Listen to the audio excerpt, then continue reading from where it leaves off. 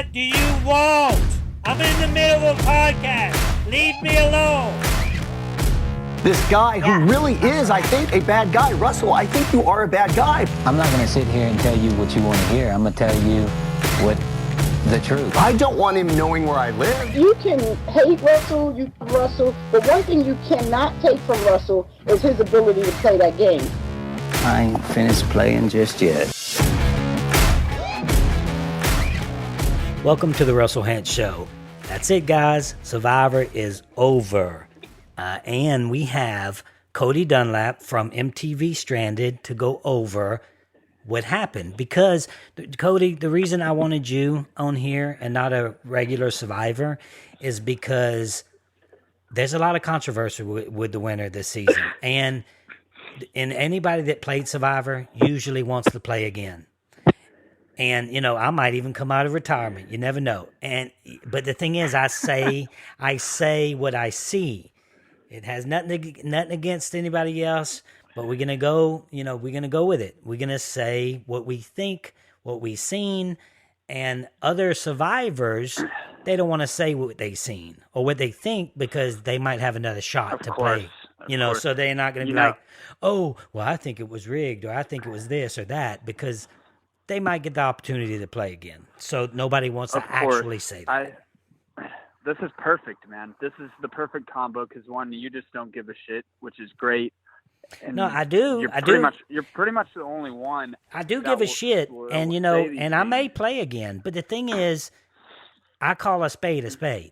And that, No, you will play again. You will play again for sure. They'll get to the point where they'll call you again one day eventually. Yeah. I don't know if it'll be next season or if I play again, down the line. I'm a pretty busy dude, but man. it's perfect to have me here, Russell, because my show was so similar to. It's not similar in the game, but it's similar atmosphere where you're on an island and you got producers and you got interviews and you got challenges.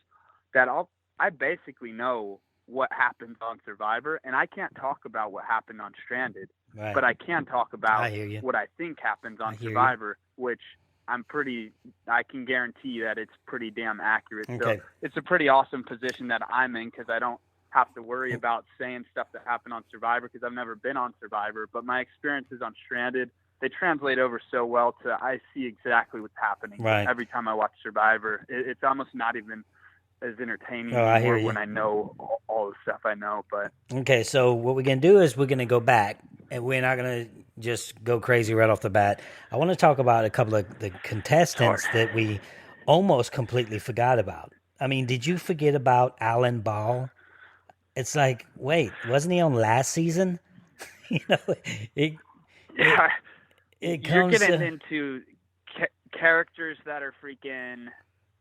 He went too soon. You're saying? Sorry, I didn't. I think he went too soon. To put this out there. I didn't watch all of this season because I kind of took a break from reality TV, and it's actually been. Well, he was really supposed awesome. to be a professional football player, and he was extremely paranoid, like right off the bat, and it bought that kind of stuff will bite you in the butt. So Alan and I thought Allie went too early. She was that cute girl with the curly hair. I'll be honest, Russell. I can't talk too much on the beginning part of the season, okay. But I guess to expand off what you're saying, it's weird to me that people see this stuff doesn't work for you. Like that you can see people who have made the mistakes that it sounds like those two have made, and it doesn't work, and people still do it. It's just so weird crazy. to me, and that's what I think. You see it every year. You watch it every year. You see the same person make the same mistake. The aggressive guy like Alan that makes that mistake. The aggressive guy like Joe makes the mistake of doing the same thing over and over that gets people voted out the game, usually before the merge. And it's, if you go out there to aggravate people, you're going to go home. That's just how it works. Yeah, it's fun. And to anyone who thinks they could go out there and do it, you really don't know until you do it. That's what gets me so excited when I apply for Survivor because, the truth is, man, I could go out there and do that same thing. You don't know until you get out there. I'm pretty confident I do well, but it's just fascinating to me, how people make the same mistakes after mistakes that we've seen before. And it's super frustrating. It is, but it's also fascinating at the same time. Okay, we'll talk about the last episode because that's what everybody wants to get to anyway. That's what I watched. Okay, I'm gonna tell you one of the idols that he found, Ben. Now we're talking about Ben. I did a podcast on this before he found any other idols. I think it might have been his second or so, and I think it was his second. What it was is they went on I thought this was fishy. I'm gonna go ahead and explain what I seen as a player, when I was watching, and I was like, wait, this is what just happened. So they win a challenge, okay? It was 3 or 4 people eating at the challenge. They're sitting there eating. Well, all of a sudden they do a side confession with Ben. So they take Ben off to do a side confession while he's at the confession. While he's at the reward. So they're doing the side confession. And anytime you do any type of confessions, everybody at the reward has to stay put. They can't move. They can't go out looking for you. They can't do none of that because it's unfair. If you're talking about this person and talking about behind their back, last thing you need to do is be like, look, that guy was standing right there while y'all were asking me questions. It's just unfair. So what they do is they make boundaries and say you can't go past this area or past this area while we're doing a confessional with this person. So Ben's doing a confessional, and all of a sudden when he's coming back from that confessional, he stumbles along a clue for where the idol is. Now, I immediately was like, hey, he was coming back from a confessional, man. He was walking down the trail that they put him on to walk. You follow the director and you follow the producers. Dude, I called that same thing out, bro. I called that same thing out to Autumn. Not the same reward, I don't think. But I told her, because it showed a flashback in the finale to where there was an arrow pointing down on a tree, right? Mm-hmm. Right. So that's correct, right? There's an arrow pointing out on a tree. I was telling Autumn that could have been 10 miles away from where they were. It wouldn't have been that far, but it could have been a couple 100 meters away from where they were. And the producer could have been like, yo, it's time for your interview. Walks to this spot where they filmed the interview. And the producer could have known damn well the only way to get back is for him to walk right past it. The clue was and so you can guess what else? So everybody else is sitting at camp because they can't go that direction. So he has all the freedom he wants right there. Yeah, and when they go on an interview, so you have the spot where the reward would be at. When they go off to an interview, they're going to a random secluded spot that no one would ever wander off to. There'd be no reason to do that on your own. So that would be a perfect way for them to do it without, I don't know, that's pretty obvious to me, honestly, but that's a good way. Because these producers, Russell, they have to, and everyone listening to this, you have to, if you're going to rig it, you have to rig it in a way where the contestants are not aware that you rigged it. Of course. Even if you're helping them out. You can't just say, hey, Russell, I want you to win, so here's this idol. Right. You have to otherwise, they would go and tell their buddies, and the words would spread. Mm-hmm. And the producers have to convince Ben, if they're rigging it for him, they can't let him know that they're helping him. Right. So they have to make. They're like him feel like holding. He actually found that too. Right. They're like a trainer holding a piece of meat out for a dog. It's just gonna follow it. Producers, all they fucking do is they're on a vacation. Well, to be for 40 fair. days, and they just make fun of the contestants. Hey, to be fair, it's their job, and they're damn good at it. Yeah, definitely. It definitely takes a skilled individual. They control that game, and they know they're controlling it. But hey, if you can't see that as a player, then shame on you. But you have opportunities. Just like you said, they don't sit there and say, hey, man, go look over here or go look over there. They'll guide the way they want to guide. They may ask the question to veer the way they want it to be answered. They're extremely good at what they do, especially the ones that been doing it for years. And it's their job. It's what they do for a living. It's their career. Their last thing they want to do is lose their job. Every producer gets a certain episode. Each episode is that individual's producer's episode. If that episode gets a lot of numbers, then they get patted on the back for that episode. Let me tell you what happened when I found. Right there? Yeah, no, that's real. Individual yeah, episode? in Survivor, that's how it is. So, and I'll tell you, because they would tell me, oh, this is Drina's episode, or this is so and so's episode. That's a producer's over there. She's just a random name. She is a producer. Yeah. But so they would say that's this person's episode, and so that's why I found that out. Well, when I found the idol, now this was before all this idol looking. Before all this craziness, when I was doing it, it was new, brand new. Like, holy shit, he's doing this. So that type of thing. So it wasn't like, let's put this into the script and let's do this into this, because I made that script. So when I found that idol, that first idol, before anybody did anything, when it's right there in camp, one of the producers was jumping up and down for joy, because they knew that was a hell of an episode. Beautiful. Yep. So, which I ain't hating on that at all, man. That's good. I was happy to have an amazing episode and amazing season. We were happy to do it for them. Trust me. But it's, I'm just trying to say it. They work hard at what they do, and just because they don't say, "Hey, here's where it is right here," okay. That's the first one, right? The second one was, I might be getting them mixed up exactly where they were at all, but I think the second one was exactly where he slept. Now, it was under the bamboo where he slept. The tooth fairy came for him. That's what you're saying.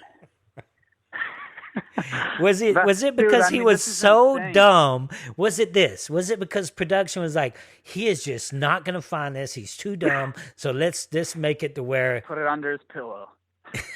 Right. That's insane, dude. I didn't know that one. It was right there, man. Right there where he slept. And then the third one, the one you probably seen, was where he sat all the time. And hey, to give credit to Ben was the best player in that game. He did what it took. To me, he was, in my opinion. He did what it took to get, regardless of what production did or may have not done. He did what it took to get further. He won the challenge at the end with the fire making. He, and that's another thing we'll get to. But obvious. That was an obvious one too. Even though it was under his pillow, not really, but under where he slept, under the bamboo. He found it. He found nowadays you don't find idols without clues. You find clues without clues. So they don't even have what they do now is back in my day, you would find the idol and no clue. Nowadays, you find the clue without a clue to find the idol. Oh, man. It's amazing. It's just, I think about it a lot when I think about you and what you did for Survivor. I think about how in the fuck, man, did it take 20 seasons for somebody to start looking for idols without clues? Like, I know, man, it's crazy. It just blows my mind, dude, that that wasn't like an instant thing, because you just have so much time on your hands, and the boundaries, it's not it's an entire island. It's maybe a few acres that right. Well, yeah, you can only go so far. Yeah, right. I was like, I ain't got nothing else to do, And it's $1 million motivating you to do what you can to help. But yeah, I mean, that's just me getting off topic. But when we're talking about idols and talking to you, it just comes to mind. Right. I just can't believe it. But I think, man, what we're getting to in Survivor is there's a lot of stuff that is hidden from the viewer and stuff. And I feel like it's just unnecessary. Like, to me, I've personally accepted in my mind that the show has a lot of things that are just fake or maybe rigged about it. to go in certain directions for the ratings, Mm-hmm. but it's still entertaining knowing that. Well, it's not. I And wouldn't feel know. like- I wouldn't say. You see, what Mark Burnett does is he thrives on it being real, and he wants it to be 100% real. Trust me, he doesn't have a script. The producers don't go in there with a script. They go in there for it to be completely real. unscripted. Right. And it is a there's- real there's show, and absolutely no script. you That's not what I'm suffer, saying. all that stuff is real. Now, when they're, you can't hate on them for doing their job and trying to make the show better. For instance, I had one exactly. person come up to me in my first season when I was getting rid of all the good ones. Right off the bat, I was getting rid of some big personalities. Someone came up to me and said, quote, and if you're a kid, hold your ears. They came up to me and said, "You're fucking up the whole show." And I was like, "What for?" "You're getting rid of all the big personalities." Well, hey, they're in my way. So you know how that works. But yeah, what I'm getting at, man, is I think the game will evolve to where everyone watching it understands that there's parts of the game that are a little rigged or a little fake, or they're putting idols in certain spots. But I think people will accept that, and it'll just become more of a known thing. Man. It's the same thing with WWE. Everyone knows it's They fake, accept it, and right? it generates billions of dollars. I don't want to. I don't want to look. So, I love the show. I don't want to, and I'm not a WWE guy, so I don't want to make like the two are the same, because they're not. You go on Survivor, it's the real deal, man. You suffer. You know how it is when you went and played what you played. You suffered. But you're right. Well, they're behind so the scenes laughing. They're behind the scenes laughing because they're controlling everybody like little goats. They understand what's going on. They get it. But the people that's playing the people that's playing it don't know. Ben didn't know it all. He thought that he was just the Russell Hantz of Survivor. He thought that they were like magnets and they would be drawn to him. Oh yeah, and that's what's hilarious. He thought he was the greatest of all time in that moment, and in reality, there's producers laughing their asses off because they're like, "Bro, we've tried to get you to find that idol for a fucking week now, and we had to put it onto your fucking head to get you to get it." And then they're just building him up because that's what they need. They need him to look like the best ever because that's what will make good episodes and that's what will draw into people's emotions. But I will, commend the producers for helping a veteran win, because you see the nerd type character, the Cochran type role win so much that it just gets old seeing that. So for them to recognize that, because obviously the producers like that type of person more than the veteran type. Mm-hmm. So to see them push someone that maybe they don't like as much, but they know it's better to mix it up, I commend them for that, because I personally, man, I was saying, there's no way it's rigged for him, because if they were going to rig it, they wouldn't rig it for him. I guess in my experience, I felt like the producers didn't like me as a person as much as they liked other people. And I saw them, their emotions. But I think with Survivor producers, they're a lot better at what they do. They've been doing it for fucking years and so many seasons that they realized it was the best move to let a different type of person win rather than having the nerdy type do so well so often. Well, let's think of the timeline. If that little dweeb one, man. Let's think of the timeline for a second. Now, when they were kneeling for all this stuff with the national anthem, and the troops were a target of fire, in my opinion. And when they were doing that, was that season airing? Like, when did football season started? When did football season start? About what? How many months ago? Okay, yeah, this is interesting, because I see this a lot in reality TV. So you got football starting in August when that stuff's blowing up, right? Right. I mean, it would have already filmed. Okay. So. I just wanted to see if we could put those two together, because sometimes that happens. It happens. Yeah, like that. I put that together on MTV with the Real World season that aired when Stranded was supposed to air in the fall. It would have done so much better if it aired in the fall, because not shit was on TV, so people would have been forced to watch it. I loved it, man. My show I loved was y'all's show. Amazing, but there were just too many other shows on MTV going on. No one has 5 hours out of their week to dedicate to watching TV. Hey, if MTV Anyways, calls me, I'd go play. Hey, y'all call me, Stranded, I'm there. They're doing it now, man.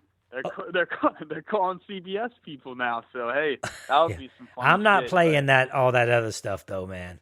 All that they did my days are rolling over, they people. Stranded, so oh man, that sucks. So your shot's out, but God, fucking hey, maybe CBS will start using MTV people and they'll trade, but it's changing, dude. Reality TV it's changing as cable's dying and social media is taking over more, and they'll probably start putting seasons on All Access instead of cable now, and it'll Right. just a lot of these bullshit rules. Like so many people from Survivor have told me, "Oh, you'll never get on Survivor because you did a show on another network," and it's like, we'll see because I mean, look at Victor and Natalie from Big Brother on MTV now. Right, so and they also told me you're wrong. They also told me, "Oh, your nephew will never get on. It's in the paperwork that relatives can't play." Yeah, so it doesn't matter. No, but that's why I think you'll be back, and I think you'll come back when I think they'll invite you when they basically want to go all out, and that's what they got to do with you. They're not going to want to bring you back anytime soon because of things like we're talking about right now. You're so open to talking about it and being real. There's not a place for that right now because they don't want you to pull the curtain down. But once it's exposed enough, and once everyone realizes it, because Americans are becoming more in tune to the bullshit people are feeding them on cable, on the news, and stuff. Fake news. Eventually, Survivor fans will realize, wow, Survivor's been feeding us a bunch of bullshit. This part's fake. It's still a badass show. It's still cool. Well, that's what I want to. I want to make clear that it is. It's the real deal. When I played, we didn't get rice or beans. I think they need to go back to those days. No rice, no beans, no nothing. You go out there and you play because they do try. Now they try, and most of the people involved in Survivor are loyal to the game. They don't want to see it diminished in any way. They don't want the public to think that they're shady, and they try. But I think when the head producers are out there, sometimes things may get a little too. They get involved in the game themselves. In their mind, they're playing. They're playing with the, with the cast. Oh yeah, totally, man, totally. And okay, so this is something that just pisses me off. Sometimes people ask me, was it fake? And I mean, first of all, if you ask me what it's fake, what are you asking about? What parts of the show are you asking are fake? And then they start asking, were you in hotels? I'm like, what the fuck are you talking about? Right.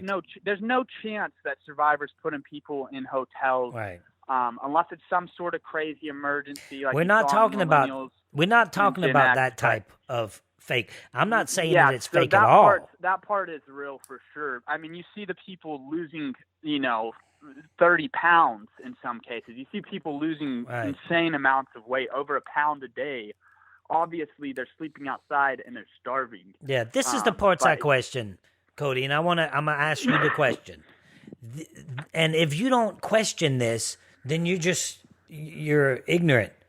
So by me questioning, if they get mad at me for questioning these things, and they probably will, then I can't help them. But you have to question these things, and it only can make the show better for those questions to happen. Now, what I want to ask you is, do you think that they had that in play before the season started, when they were about to play the game, that, hey, you know what we're going to do in the final 4? We're going to have a fire-making challenge. That way, whoever wins... No, there's 0%, Russell. And I speak on this. I've actually heard... people on the crew have told me about some of those discussions that the producers have where they sit down at their round table and hash it out.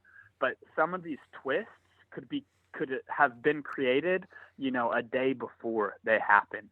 So something like that could have been created between the time, his name's Ben, right? The veteran that won. Mm-hmm. the Marine. So it could have been between the time Ben didn't win immunity, and then they said, "Oh shit, let's start talking about this, backup plan." And then they start talking about it, and then they say, "All right, we're going to do this," and then they announce it type thing. Or it could have been quick, man. It definitely wasn't before the season. They wouldn't. They would never want to do it before. What I hate is that if they implement that into the game, that's messed up, because if you win that last challenge, you really, you're not in trouble. If you're about to go home, all you got to do is make fire at the end. It doesn't give that person the opportunity that wins that last challenge to get rid of who they want to get rid of. It doesn't give them the right that they deserved to get rid of that person. It's a huge tipping point. It's a huge mental thing when the jury is watching. The jury gets to watch that, and that gives the winner of the fire-making comp a huge advantage. It's the same thing how if there was no comp, whoever wins the last immunity, it puts them on this point where they're making the decisions, and it gives them I feel like a pretty significant advantage going in front of the jury for the final time, because it's like, hey, I chose these two people to be here. They didn't earn their way here. I won that last reward, and I chose to put them here.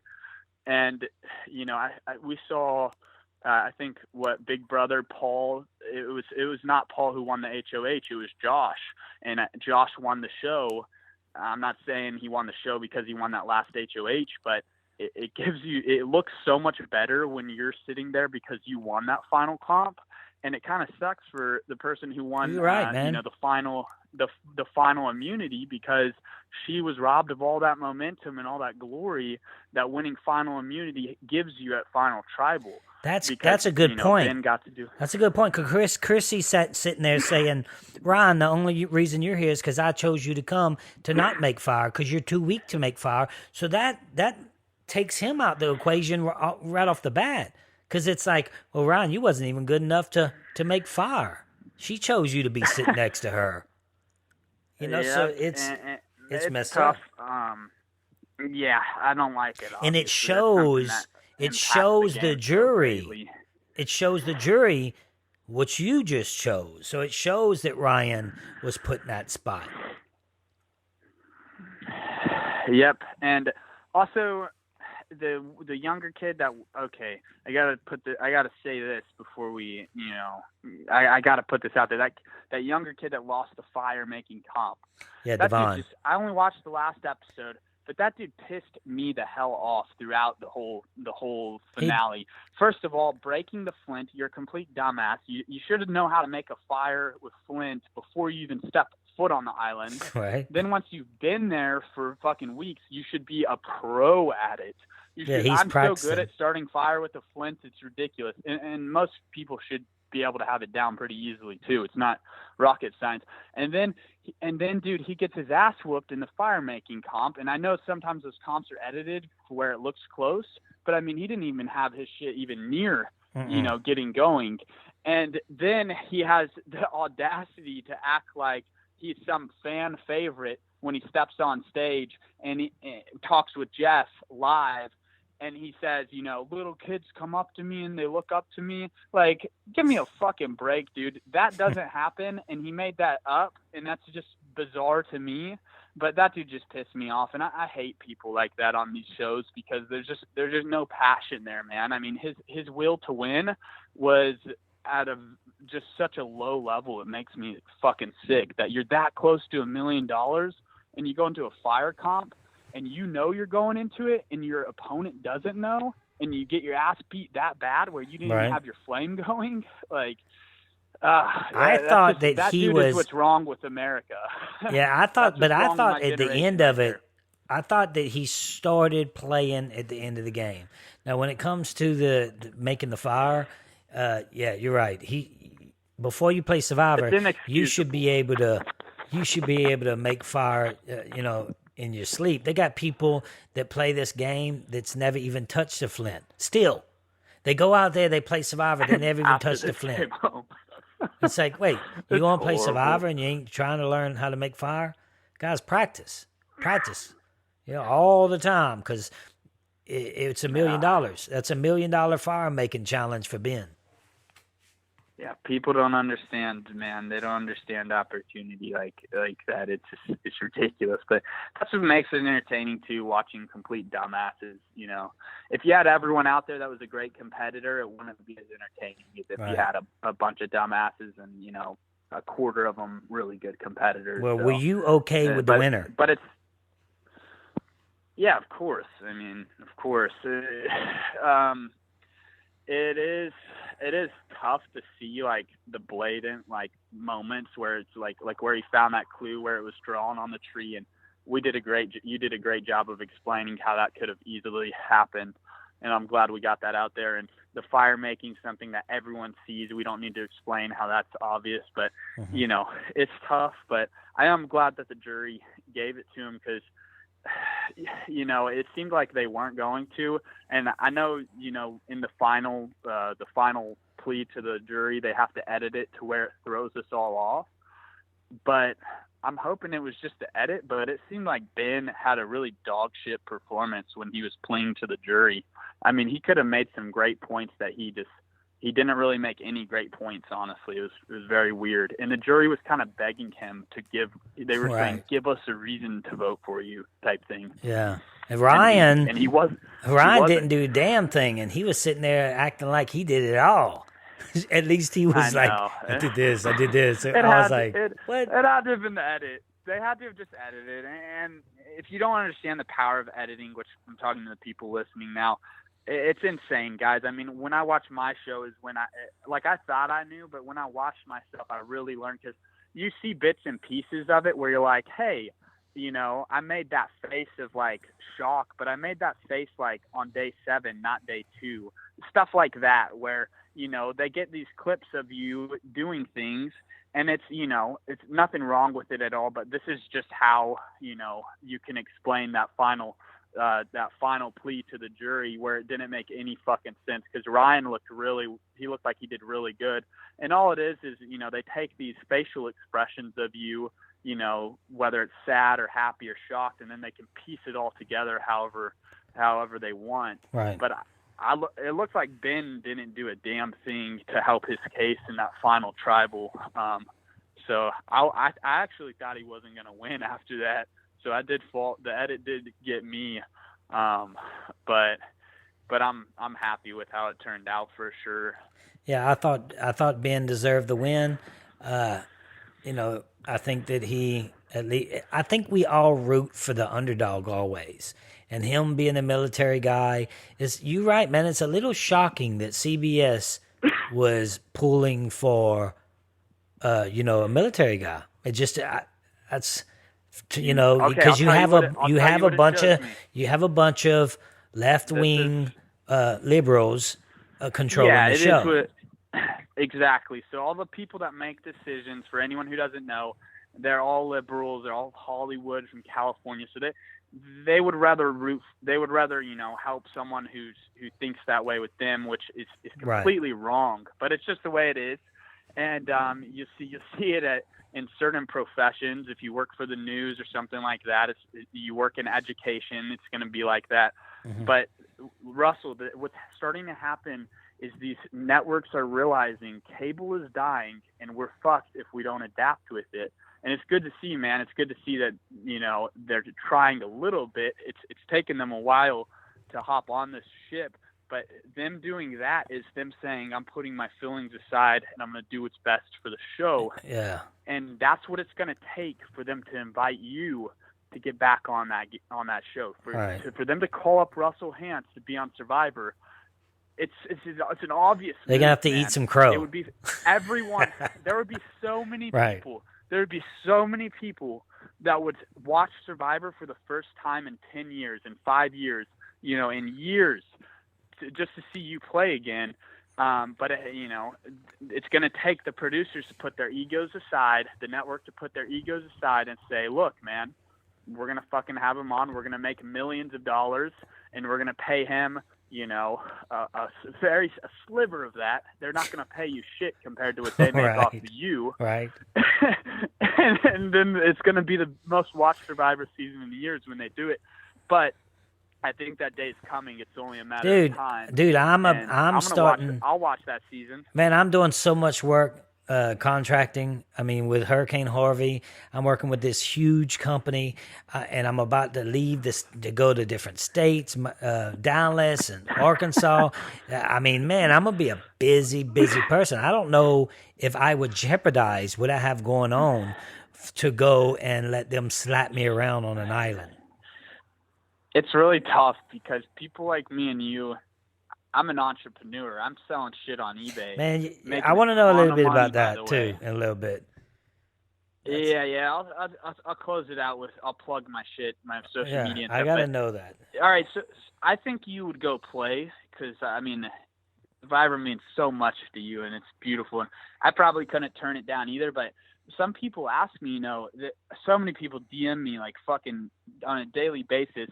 I want to see you on the challenge because obviously I would be a great fit for MTV's show, The Challenge.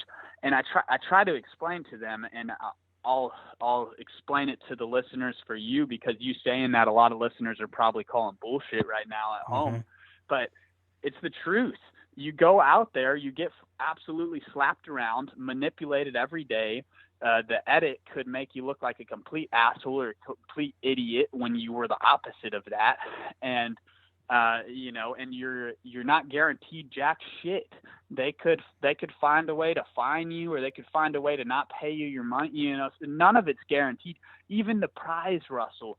If you look in the contract, because I was starting to freak out, looking at my contract, the prize, they can give you whatever amount. They don't have to give you $1 million.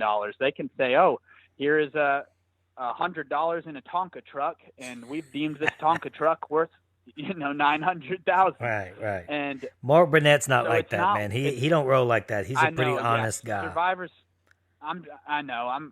MTV has it's unfortunate the way they treat people, but you're right. That wouldn't happen, but that could legally happen. Yeah. They can do whatever the fuck they want. Because the reason they'll get mad, the reason they get so mad at this kind of thing. Me talking about, oh, was it rigged, was it not? The reason they get mad that I'm even questioning it is because they take pride in what they do. They take pride in the show. It's a legit show that's been on for years, and you have some producers that may or may not try to make things sway this way or that way, and that's all I'm saying. That's all I'm saying that may be the case. Other than that, Mark Burnett he's the real deal, man. Trust me, he's not the reason. If anybody does that, he would fire him if he knew they did that. He would, because he does not want that. Right. And the way Survivor, the prize slots, how everyone on the jury gets paid, and you get $10,000 to go to the reunion and all that. It's probably the one reality show where if you're worried about the financial sacrifice, where it makes more sense. But most of the other ones, especially the MTV ones that people DM me about, where they ask, why wouldn't you? They think I'm lying, but it's like, no, man. Like, first of all, I'd lose so much money not being here to run my stuff. And then what I'm trying to do is build up my YouTube following, that would take a hit. And then if I did agree to a show, I would owe the network a percentage of every dollar I made off my personal brand. Even if you go on as a celebrity, if Kanye West went on Survivor, he would work out a deal, of course. But say you're famous and you're making money off your name, you go on Survivor. Well, now you owe them a percentage of every dollar you make selling your T-shirt line or whatever you do, selling your name. So that's why a lot of these famous people, it doesn't make sense for them to go on. And they're just the contracts. When did it come up, man? It came up when someone on The Bachelor. Oh yeah, when what's her name? Corinne on The Bachelor was filing the lawsuit saying she got raped. And then, one of the contracts leaked, and everyone was like, oh, this is so unfair. But it's like, yeah, that's how it is. The crazy thing is, she filed that she got raped, and all of a sudden, she's on the Paradise one. Just like out the blue. Like, wait, you just had this horrible experience if you guys don't know, you listeners don't know, this girl, just like he said, she said she was raped on one of the shows. They canceled it. Then all of a sudden, she's on another show, like, and then I forgot what show it was, but it's like you had this horrible experience, and then, ma'am, you're trying to milk what? You know? She's good though. She's one of the few female reality stars that I feel like is on the top tier of talent. I mean, what she did on her season of The Bachelor, the first one, I haven't followed her since that, so I don't know all what you're referring to as much. I'm not as familiar with it, but Right. what she did on her season of The Bachelor was, she deserves a lot of praise for that. And Chad Johnson as well. That was fun to watch. And I wish you had people with that type of skill every season, but you see so many dry seasons with no fucking talent, and it sucks. Right. But yeah, I mean, the contract is messed up to where somebody who's successful in real life, or it's a big sacrifice to go on these shows. So when you say you might not do it or you'd consider not doing it, that's the truth. I mean, it probably wouldn't make sense for you to do it, but I know the game means too much to you. I know you would do it for sure. I know that's. Think about it. Think about it. I'd be leaving my business, and then I'm going for approximately 50 days disappearing. You'd need the guaranteed money, of course. You need guaranteed money, right. enough. You wouldn't be asking them for millions. They'd still be making a ton of money off having you on the show, but you couldn't do it for free, obviously. So, right. Yeah, I get you. I mean, when I found out that people on the challenge don't make money till they've been on the challenge so many years and stuff, I was like, damn. I knew these people were stupid on, MTV in general. People on there are not the smartest, but I was like, damn, you feel sorry for them a little, because MTV, they're just going to chew you up and spit you out. And these people are going to be 40 with no career, no benefits, no money. And it's like, damn, you guys are just, you're not using this opportunity right. But yeah, so I think you'll be back on though eventually, man. I really do. And I think them having the veteran win, like we've said, is proof that they're starting to realize what's best for the show and putting the show first. And that's a beautiful thing to me. And I've always, I've talked to Victor about his experience, because he was on MTV and CBS, and he just says it's night and day. I mean, I'm sure you're not aware, Russell, but on Instagram, that's where I follow all these people, and Victor hasn't posted a damn thing about being on MTV. I just fucking love it, because I loved that dude before, and I love him even more now because he went on MTV, and that was always my dream, to go on CBS after going on MTV.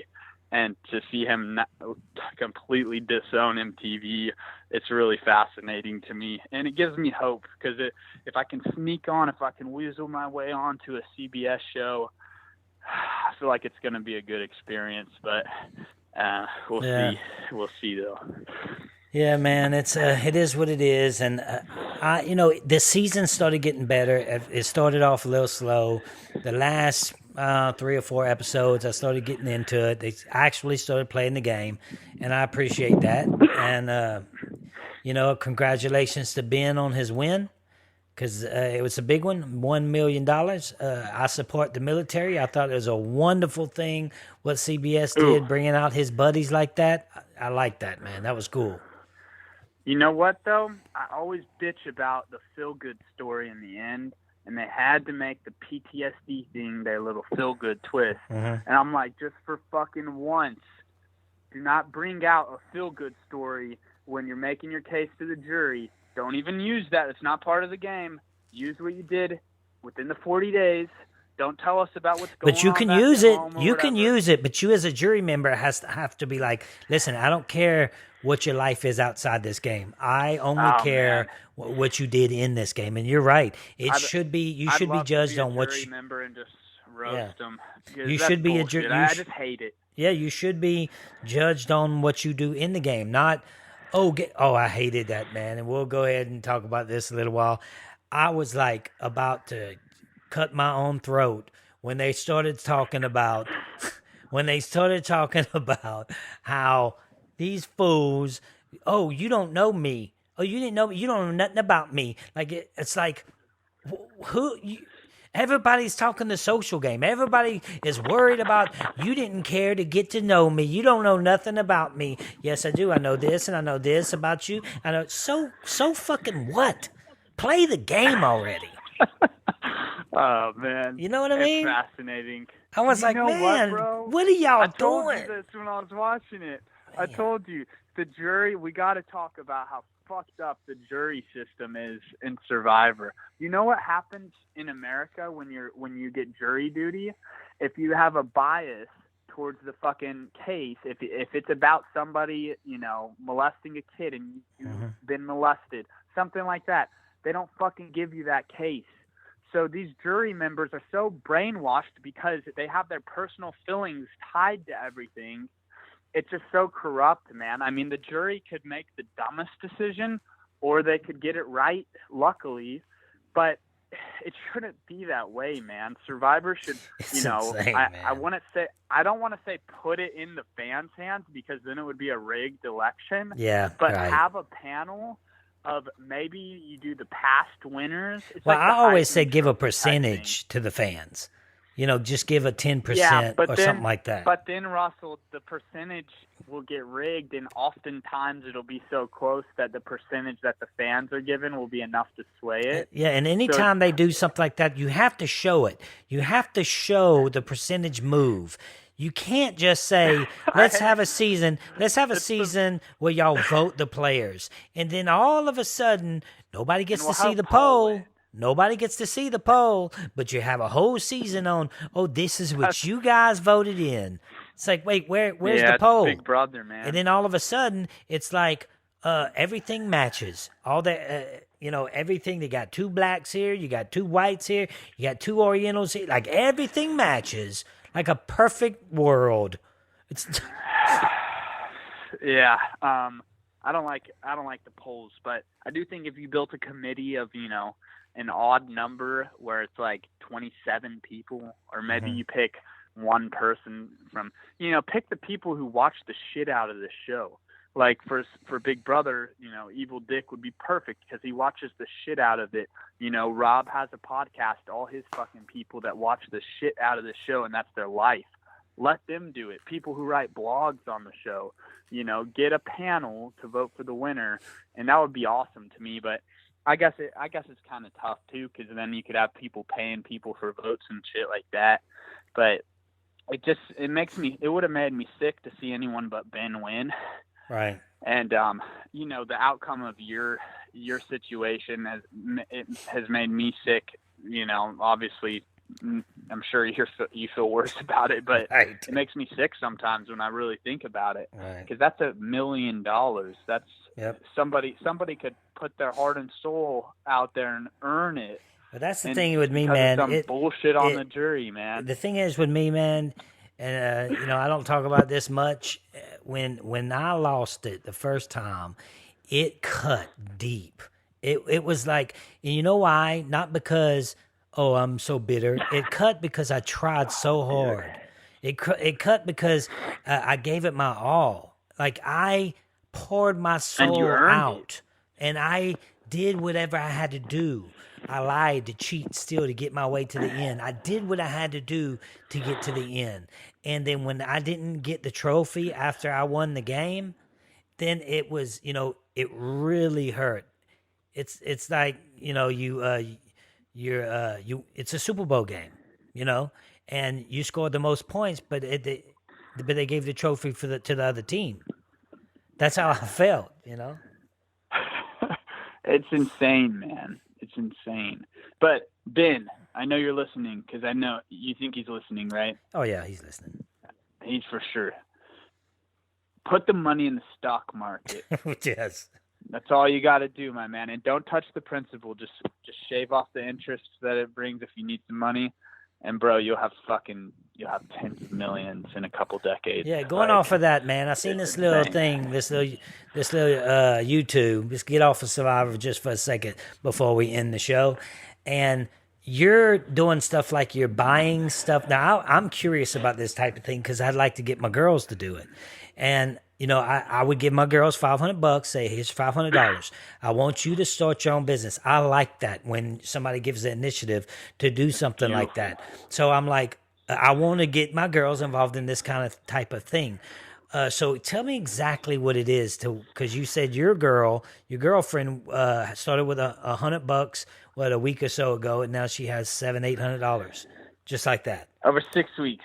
So she's turned $100 Okay. to $700 in a month and a half in 6 weeks. Okay. So that's if you had 5,000, it would be 50,000 type thing. But it's retail arbitrage, and I've made a YouTube because I've been doing it myself for a while, but I just got real serious. I'm doing it like full time now, all in, and I'm gonna make $100,000 profit in 2017. But essentially, you buy stuff at a really good price, whether that be a Black Friday sale or you just stack coupons. You know, whatever you go out and shop for, you probably know that best. For me, it's like athletic apparel and running shoes and things like that. And I go to Nike and I go to Under Armour and Reebok and Adidas. I buy stuff when it's at its lowest price, and then I throw it up on eBay for more. So say it's $100 item, it's $100 pair of shoes. I'll buy it for $30 and I'll sell it for $70. And the person I'm selling it to, they buy it for $70 because it's a $100 pair of shoes. They're getting a good deal. Okay, how do you but I know? bought it for $30. How do you know? Let's say you buy a pair of shoes for $30. How do you know that those exact shoes? Do you immediately Google it? How do you know how much the value is on? You gotta go to my. This is information I can't give away on your podcast. You got to go to my YouTube channel. Okay. And it's free. Just go to my YouTube channel, Cody Dunlap. Go to the YouTube. Okay. And I'll teach you everything you need to know. And it's cool, man, because I've been changing people's lives. But I'll answer your question, man. I'm not gonna get dick. You can search for that exact item, and if it's Nike, they have the codes on their tag. So you'll type in Nike and then the ABC 123 code, and then you'll do the filter on eBay, sold items. So imagine the item, you find it, and then you click sold items for the filter, and then it shows you all the listings that have sold that fit that criteria. So you can see, oh wow, this item hasn't sold in 6 months. Maybe I shouldn't get it. Or you say, oh wow, this item has sold 10 times today alone. Like I got to get all these. So you can't fuck it up. I mean, so let's say you go to Marshalls or something like that. They actually sell merchandise that maybe for $30 that's $100 on eBay. I mean, you can find that kind of thing. Yes, regularly. And I mean, I'm not the only one doing it. There's people that do it way better than I do. There's people that make $250,000 every year. And the beautiful thing about it, man, is we all go out and we all shop already. So I'm not saying quit your job and try to do this. Like keep working, do whatever you're doing, and then do this casually, see how it works. And once you get some, successful flips under your belt, then maybe you can get more serious. You can buy a storage unit to put all your inventory in. And, it's cool, man, because since I started the YouTubes, a lot of people have DM'd me about that, and they don't even know I won a TV show on MTV. And they say, I love your videos. Thank you so much. Look, I've sold $200 worth of crap on eBay already. Like, and that to me is just a beautiful thing. So I need to take it more serious. I need to hit and upload every day. I've been doing like 2 a week. But it's so simple, and it's a That's great crazy. thing for everyone to use. My mom's a principal of a school, and she's making good money being a principal, probably $75,000-80,000 a year. She just texted me today saying she might want to know some, she might want me to teach her how to do it. Because I mean, dude, even if you're making $100,000 a year, why not make an extra $50,000? I'd rather make 150 than 100. No, But I mean, some I would people be just interested, dude. Some people don't get it, bro. Some people don't. Some people think I'm fucking lying to them. Like today, we started this podcast late because I was going to every TJ Maxx in Austin, Texas, finding all the Monopoly boards. I'm about to upload the YouTube video after this, but I was buying the Monopoly boards for $50, Russell, and they sell for $200. So Really? It's gonna be a lot to ship these because they're like heavy luxury, like wooden boards. Right. But 50 to 200, I'll probably make $100 profit on each of them. Say fees and shipping is 50, and I got 10 of them. So that's Wow. $1,000 I made Right. just running around for a few hours. What do you think you make in a month? If you Well, worked your ass off every single day. Well, if you follow the YouTube, you'll see my goal in January is going to be 10,000 profit, and my goal is 10,000 profit a month for every month in 2018. So we'll see where it takes me. But some of the couples there's a couple that I follow on YouTube called Rally Roots, and then there's a guy called Reezy Resells, and then there's a guy called Hustler Hacks, and they're all doing around $250,000. So they're all doing 250,000 profit off of this. And for me, man, it's more of a stepping stone. Like, I'm going to do this for the foreseeable future. I'm going to do it for a few more years, but I'm not going to do this shit the rest of my life. I don't want to be listing shit and shipping in and stuff. But I mean, I want to bring this money in and then turn it into something else where it's a little more passive. But it's definitely a cool thing that can change people's life. I mean, I think if you go all out, you'll make 10,000 profit a month. And I think if you do it very casually, like I used to do it a few years ago when I first got started, you can easily make an extra $300 a month. And now I'm talking dedicate 4 or 5, evenings to going to Ross and Marshall's and the Goodwill in your neighborhood, and Right. you can easily make $300 a month. So Well, you got it's some exciting. people that has to love that because, a lot of people I know love to shop. That's me, bro. I love to shop. I fucking love it. All right, man. Well, I'm going to check that out. You guys check out his little YouTube thing there. You make some extra money, or a lot of money if you ain't doing nothing. But yeah, appreciate you coming on the show, man. And overall, I think it was a good season. I do too. I mean, I only watched the finale, but it was a good ass finale. I felt like, Right. but Right. my guy won, so I guess Right. the veteran winning is what I want to see. But yeah, Right. man, I'm glad we got this out there for people. It's nothing wrong with it, but it is what it is, and Right. might have been a little rigged this year. All right, man. Well, appreciate you coming on the show, man. All right, take it I'll easy. talk to you later.